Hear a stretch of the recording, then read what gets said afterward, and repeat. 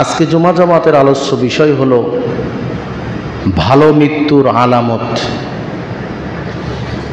আমরা জানি প্রত্যেক জীব পৃথিবীতে যার জীবন আছে মৃত্যু তার আছে। ইহুদি, খ্রিস্টান, বৌদ্ধ, নাসারা আল্লাহকে মানুক চায় না মানুক, এবং পৃথিবীর যত কীট পতঙ্গ আছে যার জীবন আছে সবাইকে মৃত্যুবরণ করতেই হবে। এই মৃত্যু থেকে বাঁচার উপায় কারণ নেই। কুল্লু নাফসিন যায়িকাতুল মাউত। এবং শুধু মৃত্যুবরণ করেই শেষ হবে না। আল্লাহ রাব্বুল আলামিন বলেও দিয়েছেন, মিনহা খালাকনাকুম ওয়া ফিহা নুঈদুকুম ওয়া মিনহা নুখরিজুকুম তারাতান উখরা। এই মাটি থেকে তোমার সৃষ্টি, এই মাটিতেই আবার তোমার বিলীন হয়ে যেতে হবে, আবার এই মাটি থেকেই তোমাকে ওঠানো হবে। এর থেকে পলায়ন করার কোনো সুযোগ নেই। আল্লাহ সুবহানাহু ওয়া তাআলা বলেন, কুলিন্নাল মাউতাল্লাযী তাফিররুনা মিনহু ফাইন্নাহু মুলাকীকুম সুম্মা তুরাদ্দুনা ইলা আলিমিল গায়বি ওয়াশ শাহাদা ফায়ুনাব্বিউকুম বিমা কুনতুম তা'মালুন। কুলিন্নাল মাউত, হে নবী বলে দিন যে নিশ্চয় তোমাদের মৃত্যুর সাথে মোলাকাত করতে হবে। কুলিন্নাল মাউতাল্লাযী তাফিররু মিনহু ফাইন্নাহু মুলাকীকুম, অবশ্যই অবশ্যই মৃত্যুর সাথে তোমার সাক্ষাৎ হবেই। এ থেকে বাঁচার তোমার কোনো উপায় নেই, মৃত্যুর সাথে তোমার সাক্ষাৎ হবে। এবং সে আলিমুল গায়বি ওয়াশ শাহাদা, যে আলিমুল গায়েব, অদৃশ্যর খবর রাখেন, পৃথিবীর সব কিছু যার নিয়ন্ত্রণে, সেই রবের কাছে তোমাকে ফিরে যেতে হবে। যেতেই যেহেতু হবে, আমাদেরকে ভালোভাবে যদি আমরা যেতে পারি তাহলেই আমাদের জন্য কল্যাণ।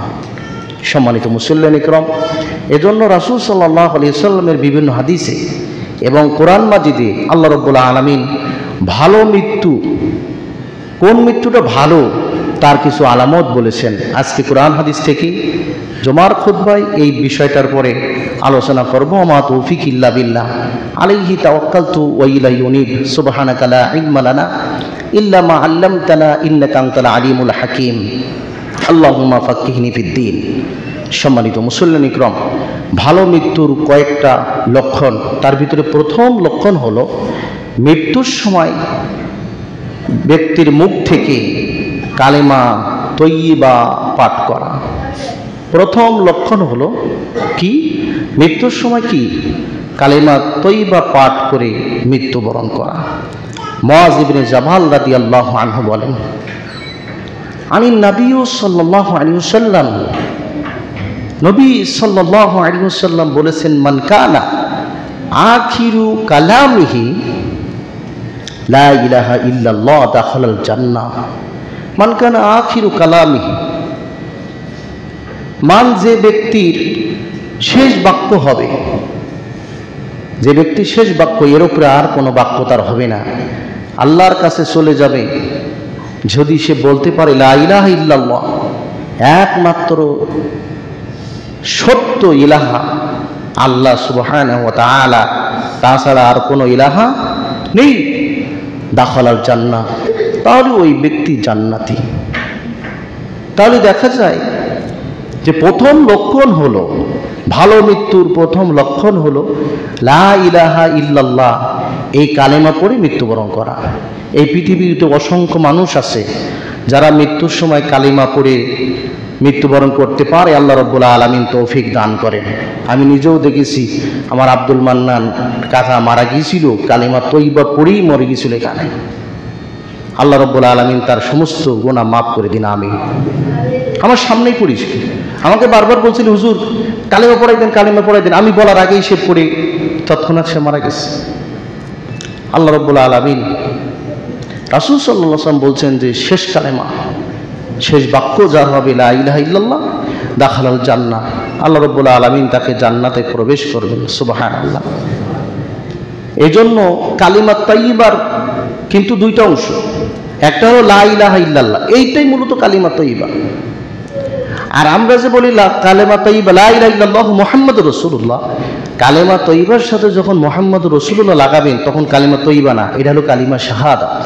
আশহাদু আল্লা ইলাহা ইল্লাল্লাহ ওয়া আশহাদু আন্না মুহাম্মাদান আবদুহু ওয়া রাসূলুহু, আমি সাক্ষ্য দিচ্ছি আল্লাহ ছাড়া কোনো ইলাহা নেই এবং মুহাম্মদ সাল্লাল্লাহু আলাইহি ওয়াসাল্লাম রাসূল, এইটাই হলো কালিমা শাহাদাত। আর কালিমা তয়্যিবা হলো এটা, লা ইলাহা ইল্লাল্লাহ, এতটুকুই হলো মূলত কালিমা তয়্যিবা। সম্মানিত উপস্থিতি, মুসনাদে আহমদের ভিতরে এই শব্দটা একটু, এই কালিমাটা একটু ভিন্নভাবে রাসূল সাল্লাল্লাহু আলাইহি ওয়াসাল্লাম বলছেন। সেটা কি? মা মিন মুসলিমিন তামুতু। কথা বলে কে? এই সোনা পাখিরা এদিকে আসো। মা মিন মুসলিমিন তামুতু ওয়া হিয়া তাশহাদু আল্লা ইলাহা ইল্লাল্লাহ ওয়া আন্নী রাসূলুল্লাহি সাল্লাল্লাহু আলাইহি ওয়াসাল্লাম ইয়ারজিউকুম যাকা ইলা কলবিল মুমিন ইল্লা গফারাল্লাহু লাহা। রাসূল সাল্লাল্লাহু আলাইহি ওয়াসাল্লাম বলেন, মা মিন মুসলিমিন, যদি কোনো মুসলিম ব্যক্তি, যে ব্যক্তি কি বলল, ওয়া হিয়া তাশহাদু আল্লা ইলাহা ইল্লাল্লাহ ওয়া আন্নী রাসূলুল্লাহি সাল্লাল্লাহু আলাইহি ওয়াসাল্লাম, কি হলো? যে লা ইলাহা ইল্লাল্লাহ, আল্লাহ ছাড়া সত্য কোনো ইলাহা নেই, এবং আমি মুহাম্মদ সাল্লাল্লাহু আলাইহি ওয়াসাল্লাম আল্লাহর প্রেরিত রাসূল। আন্তরিক, একেবারে আন্তরিক আস্থা এবং বিশ্বাসের সাথে এই কথাটুকু বলে যে ব্যক্তি মারা যাবে, রাসূল সাল্লাল্লাহু আলাইহি ওয়াসাল্লাম বললেন, ইল্লা গফারাল্লাহু লাহা, আল্লাহ সুবহানাহু ওয়া তাআলা অবশ্যই তাকে জান্নাতে দাখিল করবেন। সুবহানাল্লাহ। তাহলে শুধু মাত্র আপনি লা ইলাহা ইল্লাল্লাহ বললে হবে না, এটার পরে আপনার পূর্ণ আস্থা এবং বিশ্বাস থাকতে হবে যে সত্যিকারে একমাত্র আমার জীবন, আমার মৃত্যু, আমার রোগ, আমার দুঃখ, আমার সুখ, আমার ভালোবাসা, আমার কান্না, পৃথিবীতে যা কিছু, সব কিছু দেওয়ার এবং নেওয়ার মালিক হলো আল্লাহ। এটা আপনার অন্তর থেকে বিশ্বাস থাকতে হবে, আন্তরিক বিশ্বাস। আপনার আন্তরিক আস্থা এবং বিশ্বাসের সাথে যদি কোনো ব্যক্তি মৃত্যুর সময় এটা বলতে পারে, লা ইলাহা ইল্লাল্লাহ ওয়া আন্নী রাসূলুল্লাহ সাল্লাল্লাহু আলাইহি ওয়াসাল্লাম, এই বাক্যটা বলে মৃত্যুবরণ করে, ইল্লা গফারাল্লাহু লাহু লাহা, অবশ্যই অবশ্যই আল্লাহ সুবহানাহু ওয়া তাআলা তাকে জান্নাত দেবেন। সুবহানাল্লাহ। তাহলে আমরা অত্র হাদিস থেকে বুঝতে পারি মৃত্যুর, ভালো মৃত্যুর প্রথম লক্ষণ হলো লা ইলাহা ইল্লাল্লাহ, এটা পড়ে মৃত্যুবরণ করা। 2 নম্বর ভালো মৃত্যুর লক্ষণ হলো যে জুমার দিনে মৃত্যুবরণ করা। রাসূল সাল্লাল্লাহু আলাইহি ওয়াসাল্লাম বলেন,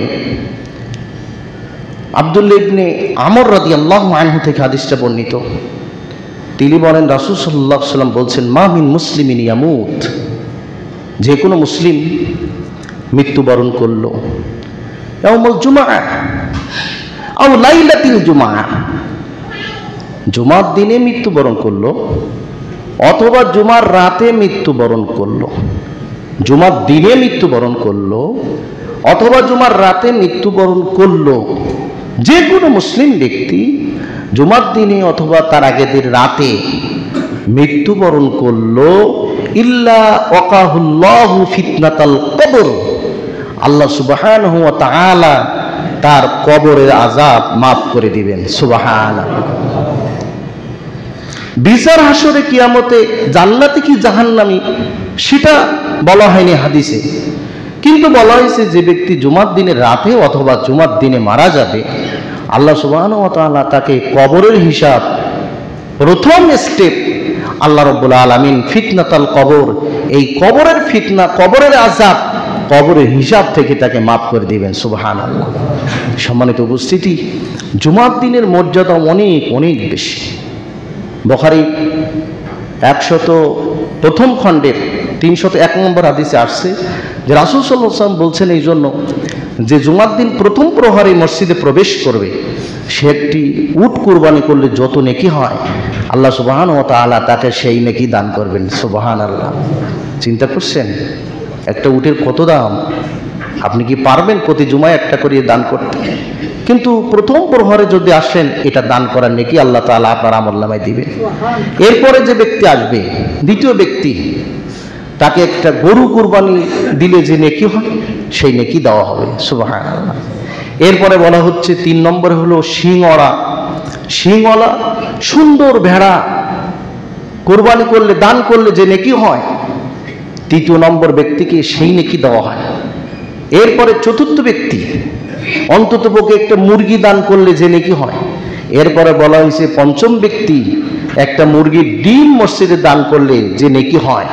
পঞ্চম ব্যক্তি বলার পরে রাসূল সাল্লাল্লাহু আলাইহি ওয়াসাল্লাম বলছেন, এরপরে ইমাম সাহেব যখন মসজিদের এই মেম্বারে উঠে যায়, ফেরেশতারা তখন এই যে বিশেষ নেকির খাতা গুটিয়ে ফেলে তারপরে খুতবা শোনা শুরু করে।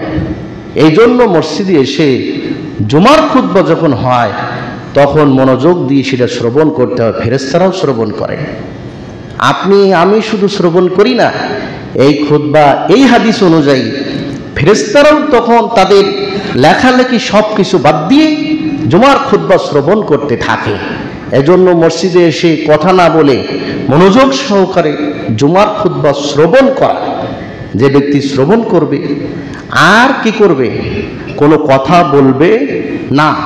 এমনকি মসজিদে যদি একটা পাথরও পড়ে থাকে আঙুল দিয়ে সরাবে না। কেউ যদি কথা বলে তাকে কথা বলো না এ কথা নয়, বরং আঙুল দিয়ে চুপ থাকো এ কথাটা বলতেও হাদিসে নিষেধ করা হয়েছে অন্যকে। কারণ কি, ফেরেশতারা পর্যন্ত আপনার কথা শুনছে, ইমাম সাহেবের খুতবা শুনছে, আপনি যদি আপনার মতন কথা বলতে থাকেন তাহলে বলা হয়েছে কি, ওই ব্যক্তির জুমা হবে না, ওই ব্যক্তির জন্য জোহর হবে। জুমার যে বিশেষ ফজিলত, বিশেষ নেকি ওই ব্যক্তি আর পাবে না। ওই ব্যক্তি কথা বলল মসজিদে এসে, জুমার খুতবা চলাকালীন সময়ে মসজিদের কাপড় ফেললো, কাউকে চুপ করতে বলল, এই ধরনের যা কিছু করলো তার জুমা গেল।